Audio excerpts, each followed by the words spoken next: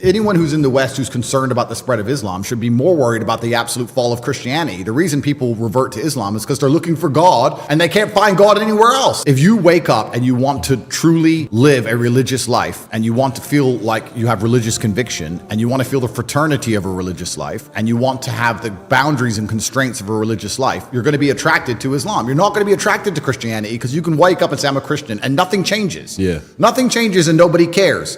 And that is Christians' fault. A few weeks ago, I was talking to a friend of mine who was a Christian, a true Christian, a true believer. And he said something that blew my mind. He said that he has read the vast majority of the Bible. I said, hold on, you haven't read the entire book? He said, no, but I have read the better part of it. I said, what do you mean? You are like top 1% of all Christians in the world. You are a churchgoer, you don't drink, you don't fornicate, none of that. You are a real Christian. And you haven't read the book cover to cover yet? Let alone study it. Or like Muslims do, memorize it. You know how many millions of Muslims all over the world know the Quran by heart? They can literally recite the entire text from cover to cover without one mistake in one sitting. And that's not rare among Muslims, by the way. It's actually pretty common. It's not an impressive feat. There are educational systems all over the Muslim world that include the Quran in the school curriculum. You can't graduate high school or college without studying the Quran, and in many cases without memorizing it from start to finish. And those aren't scholars or imams. Those are regular Muslims who just know the Quran. It's pretty basic to know the book that you claim to believe in. That's why I always say Christians don't really believe in the Bible. If they believe that this book is the absolute truth, how come they don't care about it that much? But you know where the miracle lies? It's in the fact that Allah in the Quran says that He will preserve the Quran in this way, that people will remember it. In 2 verses. In the first verse, Allah says, and we have certainly made the Quran easy for remembrance. And in the second verse, Allah says, indeed, it is we who sent down the Quran, and indeed, we will be its guardian. Could someone write a book and say 14 centuries from now, people will still remember my book? They will actually memorize it. And mind you, the Quran is almost 80,000 words. It's a huge text. Yet there are at least tens of millions of people all over the world who know it inside out and backwards. How is this not a miracle in and of itself?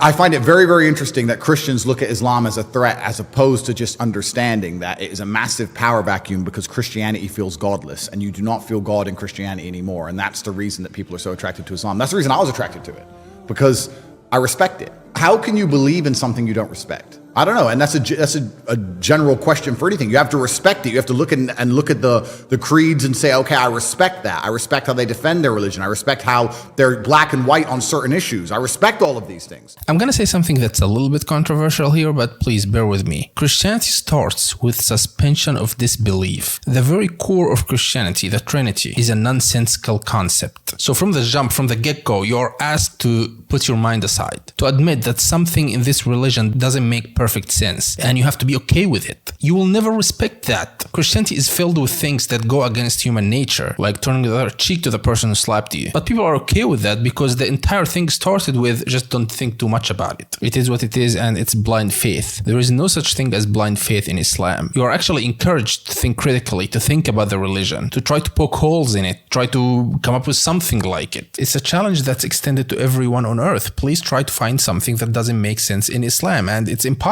The entire religion is predicated upon thinking and logic. Words like contemplate, think, mull it over, and other synonyms are all over the Quran. It's almost in every page. That's why the enemies of Islam never talk about the doctrine of Islam. They never talk about the core ideas. They always talk about, oh, look at their women and how they are dressed. Look at this stupid person on TV who said something that doesn't make sense. And stuff like this, just pick random stuff from all over the place. And with this method, you can prove that the earth is flat. It's kind of interesting because if you want to measure the success of a religion, you can measure it in regards to how many people follow it, or like you just said in the UK, or how fast it's growing. But I think the number one measure of success for a religion is how well it preserves the sanctity of a society. I think that if you want to say, is this a successful religion? Well, then you'd look at the society which it governs and say, are the creeds of the religion being adhered to by the society that it governs? I would argue that most Islamic countries have an Islamic feel. I would argue you'd avoid a lot of the LGBT garbage. You'll avoid a lot of the woke insanity. You'll avoid a lot of the feminism, which has destroyed the West, and all these things, because Islam is being adhered to and it's keeping the society functioning. Do I go to Christian countries and feel like Christianity is preserving them?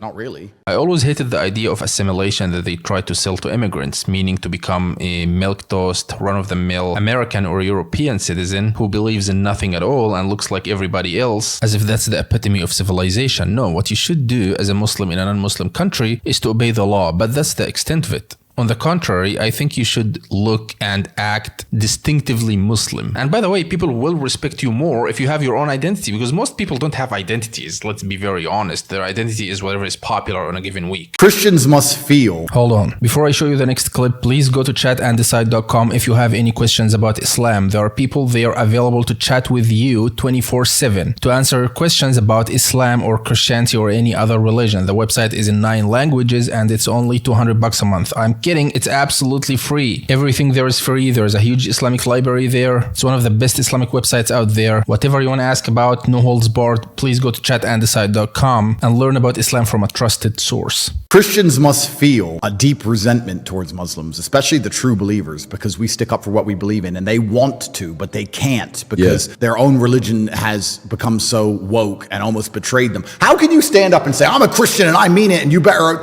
when they have gay preachers? Like, it doesn't make any sense. Yeah. And your fellow Christians will turn on you and call you a bigot. Your fellow Christians will call you a bigot and call you hateful for saying that a man shouldn't chop his dick off. And then you're going to sit there and say I'm a true Christian. Yeah, it doesn't work. So all the Christians I speak to who truly believe, and I've spoken to a lot of them, they are very envious of Islam. And then I'm like, well, then what's the delay? Yeah, it's the funniest thing. People in the United States call themselves culturally Christian, whatever the hell that means. They tell you, well, I was raised Catholic, but then I quit. Why? Because the entire society discourages them from following their religion.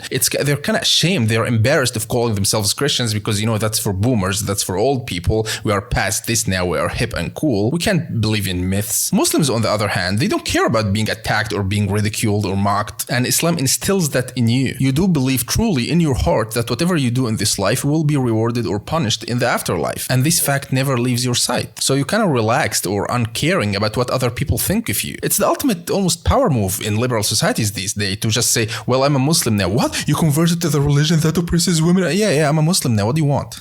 You kind of don't care. And it fills you with this sense of superiority to other people who are cowards and they can't even utter what they truly believe in because they never really believed in it to begin with because it's filled with nonsense.